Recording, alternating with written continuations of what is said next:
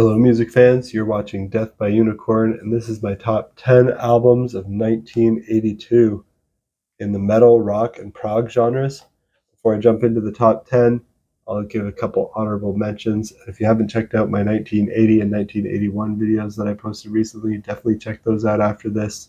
I also did the 70s a while back, and way back I did the 90s and 2000s on my channel. So, first honorable mention is Screaming for Vengeance by Judas Priest. A heavy metal album, is their 8th album. It features the hit You've Got Another Thing Coming.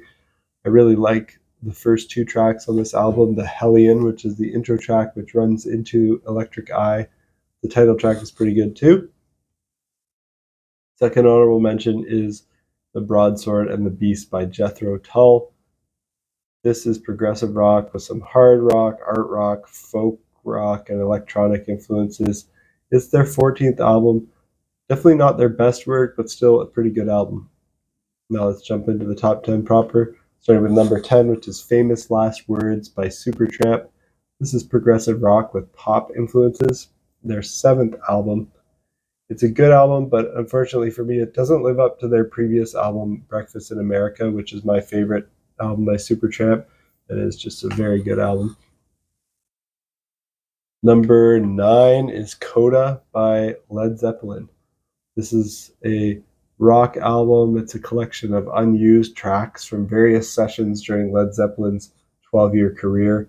It was released 2 years after the group disbanded following the death of drummer John Bonham.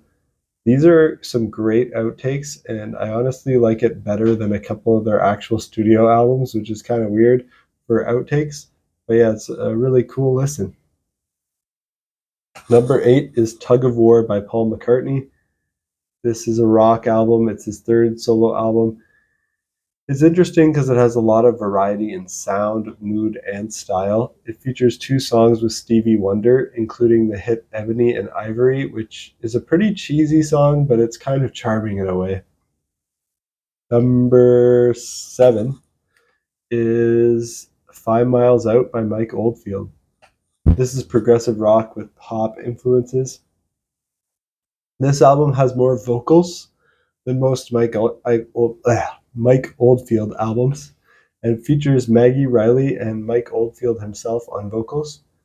It opens with an almost 25-minute epic called Taurus 2, and features the shorter hits Family Man and 5 Miles Out. I think I ought to take a sip of water because I couldn't say Mike Oldfield. All right, number 6 is Animation by John Anderson. This is progressive rock with pop influences. It's the 3rd solo album by this former lead singer of Yes. And number 5 is Vinyl Confessions by Kansas. This is progressive rock, kind of arena rock. It's their 8th album. Not their best or anything, but still pretty solid album. They're pretty consistent throughout the 70s and 80s without too many duds. And number 4 is Eye in the Sky by the Alan Parsons Project. This is some soft progressive pop rock. It's their 6th album. It has a couple of their most popular songs, Sirius and Eye in the Sky, which are the first 2 tracks. And just a great way to start the album. Pretty much every song on this album is great. So check out Eye in the Sky at the Alan Parsons Project. Now jumping into the top 3, getting the really good stuff here. Number 3 is The Number of the Beast by Iron Maiden. This is the 3rd album by this British heavy metal band. It's their first to feature Bruce Dickinson on vocals, and he really comes in and defines the vocal sound for this band, which is a tough thing to do when you're not the original singer. This album features the hits Number of the Beast and Run to the Hills, which are both great songs, but every song in here is solid. Number 2, like in my last video for 1981, spoilers if you haven't watched it, I've got King Crimson here again with Beat. This is their 9th album. It brings in a lot of new wave influences, but maintains that progressive rock spirit. I love how wacky and eclectic it is.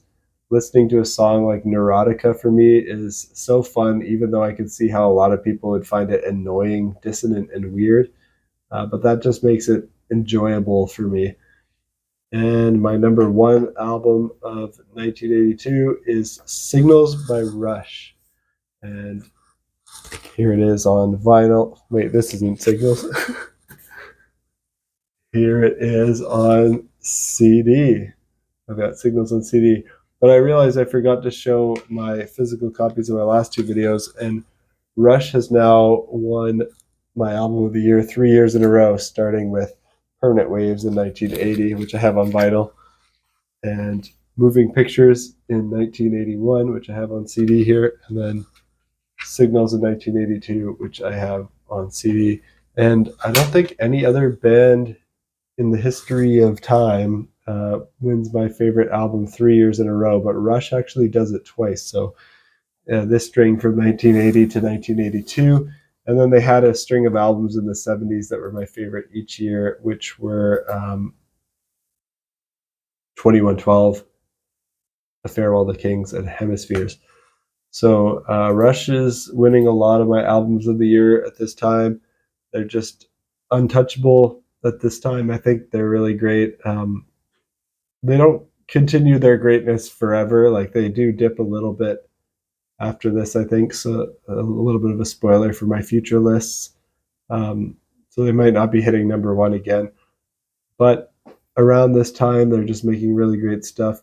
Signals is their ninth album. They move a little bit more into synthesizers and new wave, but they maintain their progressive rock spirit on here. My favorite track on Signals is Subdivisions. So check out Signals by Rush, and really just check out everything by Rush. I think from their debut album to Signals is like the cream of the crop. Rush, but they're never terrible. They never get bad. They just get less exciting for me and more straightforward rock after this. And that's it for my 10 favorite albums of 1982. Hope you found something on here that you enjoyed. Post your list down below in the comments. I'm curious to hear if there's anything great that I missed, and let me know what you think of my list. And stay tuned for my next video on 1983. Until then, peace out.